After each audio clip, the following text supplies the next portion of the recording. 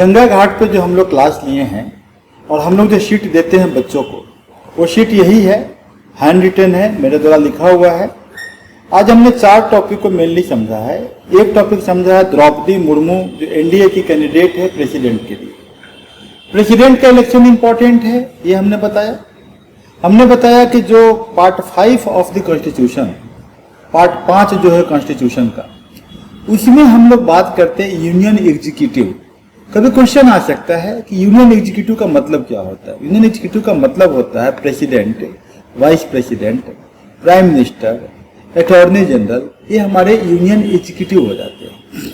Union executive के लिए हम एक बुक रेफर करवाते हैं। हमेशा हम बोलते हैं न्यूज़पेपर से स्टैटिक को जोड़ो। Newspaper is dynamic and news में व्यूज और न्यूज में 360 degree analysis of the news.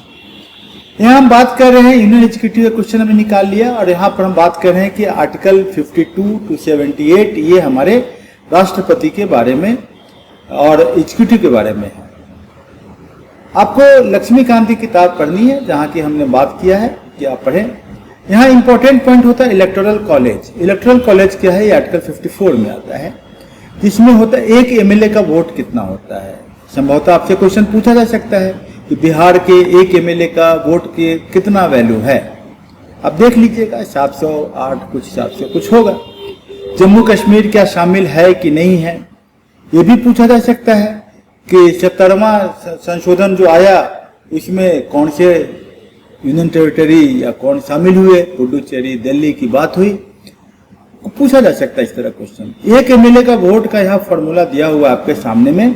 जो फॉर्मूला बड़ा सिंपल सा यहाँ पर लिखा हुआ है कि राज्य की जनसंख्या, मतलब कि ये कुल निर्वाचित विधानसभा के सदस्य डिवाइडेड बाई 1/1000।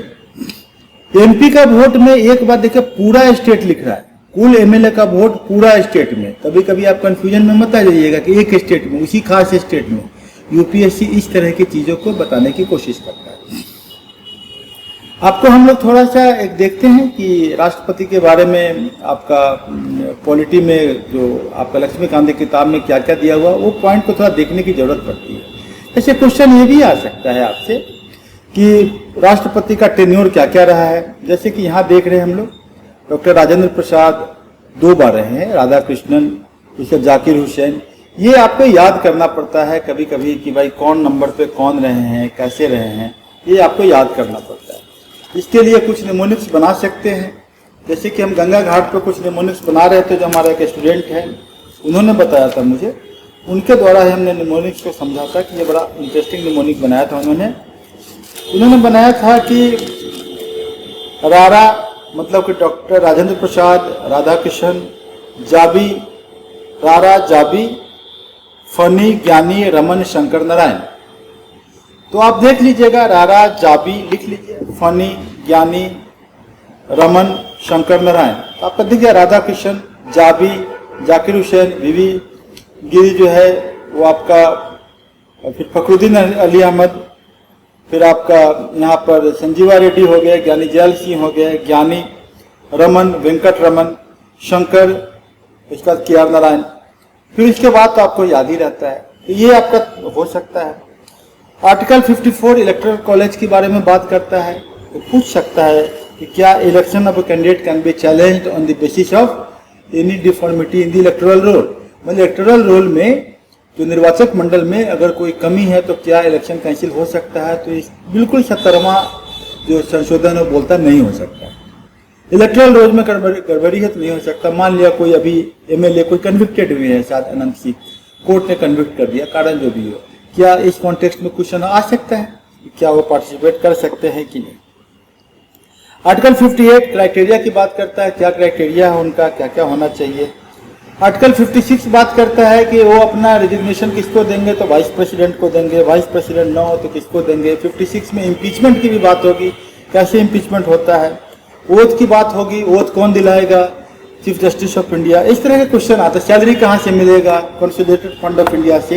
ये सभी आपको लक्ष्मीकांत की किताब में दिया हुआ है, तो आप यहाँ से पढ़ सकते हैं ओथ क्या है, कंडीशंस क्या है। कभी कभी क्वेश्चन ये सब पूछा जाता है कि भाई कौन से ऐसे राष्ट्रपति हो जो पहले वाइस प्रेसिडेंट रहे हैं, या कौन है जो कि पहले आपके ये रहे हैं, क्या कहते हैं, आप स्पीकर रहे हैं।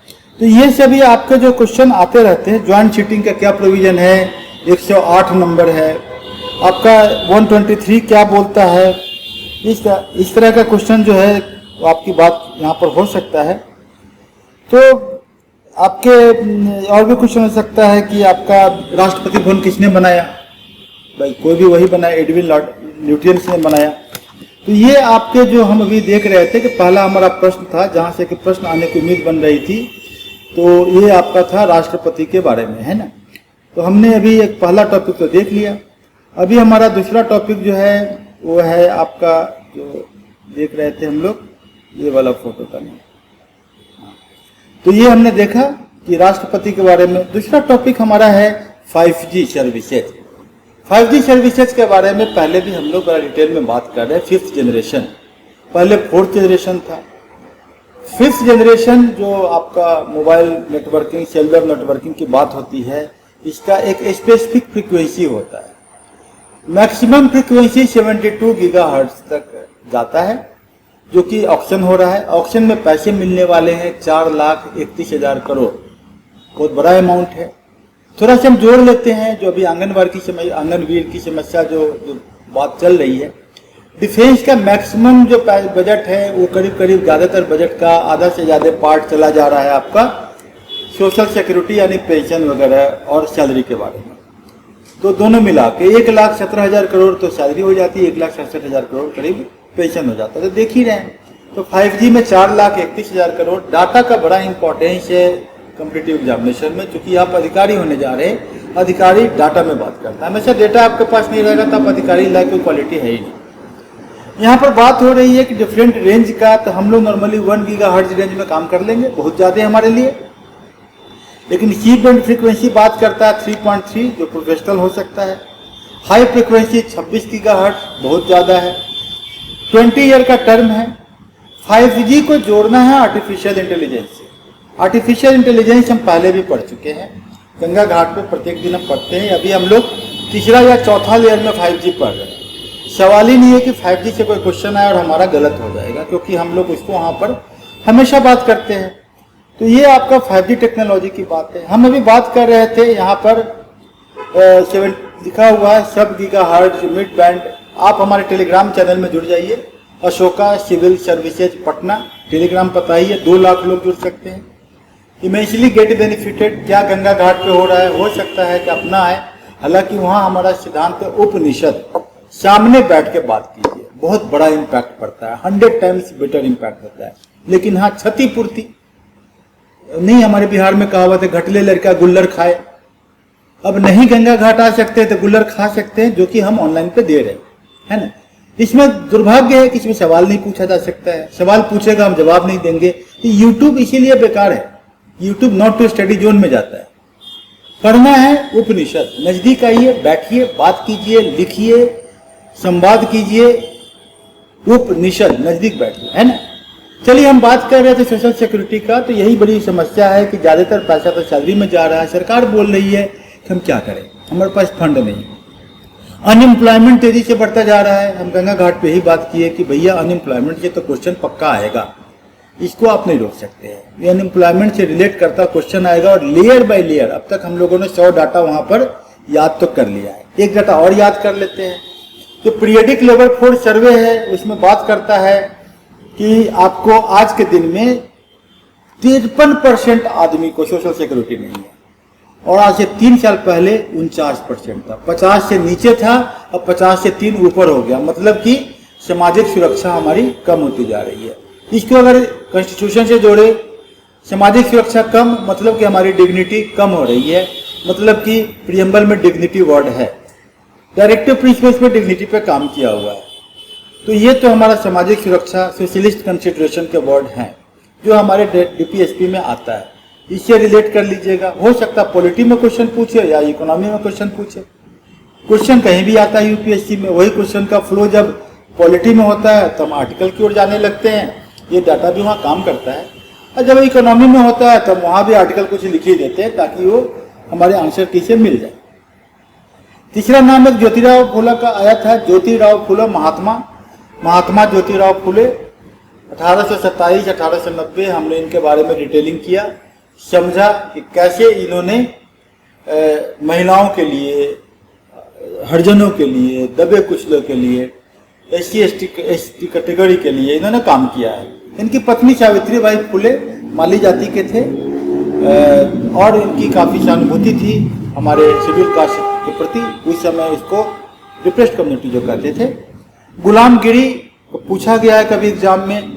इन्होंने विधवा विवाह पर काम किया था, विधवा विवाह, इसके अलावा विधवा निवास पर काम किया। ये आपके इम्पोर्टेंट है। अभी जो आपके न्यूज़पेपर में आया है, इस कॉन्टेक्स्ट में हम बात कर रहे हैं, वो कॉन्टेक्स्ट क्या है? Anti defection law. Anti defection law पे आपका जो एक आ रहा है न्यूज़, यहाँ पर हम लोग न्यूज़ को खोल लेते, थोड़ा सा समझ लेते हैं कि आपका यहाँ पर न्यूज़पेपर हम देखते हैं। न्यूज़पेपर कहाँ है? एक मिनट, ये हमारा 22 तारीख का। यस, ये न्यूज़ में आपका एक पेज पर absurdity of the anti defection law, बहुत इंपॉर्टेंट टॉपिक है my dear students. Anti defection law, इसमें 52nd अमेंडमेंट की हम बात कर रहे थे। 52nd अमेंडमेंट, इसके बाद 91st अमेंडमेंट की बात कर रहे थे। तो आपका 52nd अमेंडमेंट और 91st अमेंडमेंट में क्या अंतर है, ये हमारे मूल प्रश्न रह हो गए थे। यहाँ जो हम बात कर रहे हैं एंटी डिफेक्शन लॉ में, 52nd अमेंडमेंट जो यहाँ पर है, ये आपका 1985 में है, 10वां शेड्यूल में। 51वां संशोधन जो है वो आपका 2003 में आया। तो 52nd अमेंडमेंट में एक चीज दिया हुआ था कि 1/3 आदमी जब स्प्लिट करता है तो उसको हम डिफेक्शन में नहीं डालेंगे, सदस्यता रद्द नहीं होगी दल बदल कानून के अंतर्गत, उसको हटा दिया गया।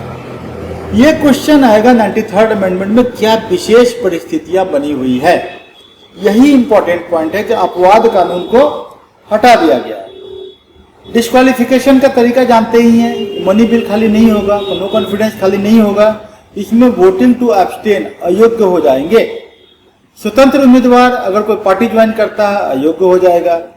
अगर कोई नॉमिनेटेड उम्मीदवार है वो 6 महीना के अंदर में ज्वाइन करना कर लीजिए, कोई करेगा नहीं, क्योंकि तुरंत उसको तो बना के भेजा गया राज्यसभा में, विधानसभा में, विधान परिषद में। लेकिन 6 महीना के बाद अगर ज्वाइन करते हैं तो डिस्क्वालीफाई हो जाइएगा। ये नियम है आपका 91st अमेंडमेंट में। मर्जर होगा अगर 2/3 मेजॉरिटी के, तो वो माना जाएगा, जैसा कि अभी लोजपा के केस में बिहार में हुआ है। इसके बारे में हमने काफी डिटेल में किया। देखिए, गंगा घाट पे हम काफी डिटेलिंग करते हैं, अंदर तक घुसते हैं। ये उन लड़कों के लिए जो वहाँ नहीं पहुँच पाते हैं, समझ ले कि न्यूज़पेपर से कैसे पढ़ना है, क्या पढ़ना है, क्यों पढ़ना। क्योंकि आपको पता है कि 35% मिनिमम क्वेश्चन न्यूज़पेपर से आते हैं। न्यूज़पेपर का इन डेप्थ एनालिसिस से आता है। वो कहता है ना कि समुद्र में तो रत्न है, लेकिन जो भौरा डूबन मरा रहा किनारे बैठ। तो आप न्यूज़पेपर के अंदर घुसना होगा। गंगा घाट आइए, अंदर घुसिए, मिल जाएगा आपको। यहाँ एक केस बड़ा इंपॉर्टेंट है, कोहितो होलहन केस, जो बोलता है कि सुप्रीम कोर्ट का रोल हो सकता है जब कभी स्पीकर कुछ गड़बड़ी करते हैं। लेकिन बात यह है कि पार्लियामेंट्री डेमोक्रेसी स्पीकर एक ट्रिब्यूनल की बात करता है कि स्पीकर का रोल ट्रिब्यूनल से ऊपर नहीं है। ये डिस्कशन फोरम हो जाएगा जब 52nd अमेंडमेंट में क्वेश्चन आएगा मेंस में। तब 91st अमेंडमेंट जो आता है बड़ा इंपॉर्टेंट, उसमें यह भी है कि केंद्रीय मंत्रिमंडल में 15% के कुल सदस्य के हो सकते हैं, विधानसभा में मात्र 15% हो सकते हैं मंत्री के पद। आर्टिकल 101, 102, 191 ये बड़ा इंपॉर्टेंट है, इसके कॉन्टेक्स्ट में जोड़ लीजिएगा। तो माय डियर स्टूडेंट, 4 टॉपिक हम लोग डिस्कस किए हैं आज ज्यादातर। और द्रौपदी मुर्मू, जब हम उसकी बात कर रहे थे तब हमने बोला संथाल हैं और संथाल ट्राइब की बात कर रहे थे। संथाल विद्रोह की हम बात की है क्योंकि हमको अंदर घुसना होता है। हम संथाल के पॉपुलेशन की बात कर रहे थे, संथालियों के कुछ कस्टम्स की बात कर रहे थे, हम ये भी बात कर रहे थे पीवीटीजी क्या है, संथाली भाषा कौन सा लैंग्वेज में आता है, ऑस्ट्रो एशियाटिक की बात होती है। तो जब हम परत दर परत अंदर घुसते हैं तो करीब हम 20 मिनट ये संथाल पीवीटीजी पर हम बात किए थे। जब हम 5G सर्विस की बात किए थे तो हम आर्टिफिशियल इंटेलिजेंस की बात किए थे। उतनी बातें यहाँ पर नहीं कही जा सकती, लेकिन हाँ, एक जो यूट्यूब का अपना लिमिटेशन है, YouTube only suffice your requirement of 25%। वो 25% काम मैं आपको यहाँ पर 10 मिनट में करने की कोशिश कर रहा हूँ, क्योंकि आपका स्पेस भी ज्यादा न लगे, आपका टाइम बर्बाद नहीं हो। नहीं तो यूट्यूब में तो लिखा जाता है, कुछ भी पढ़ाया जाता है, कुछ भी किया जाता है, तो इससे तो आपका टाइम वेस्ट हो रहा है। You are having only 24 hours time, 62 दिन बाद आपका एग्जाम है, आप क्यों टाइम वेस्ट करेंगे? तो हमने मेन टॉपिक आपको बता दिया है। तो ऑल द बेस्ट, आप इसका तैयारी कीजिए, एग्जाम अच्छा हो।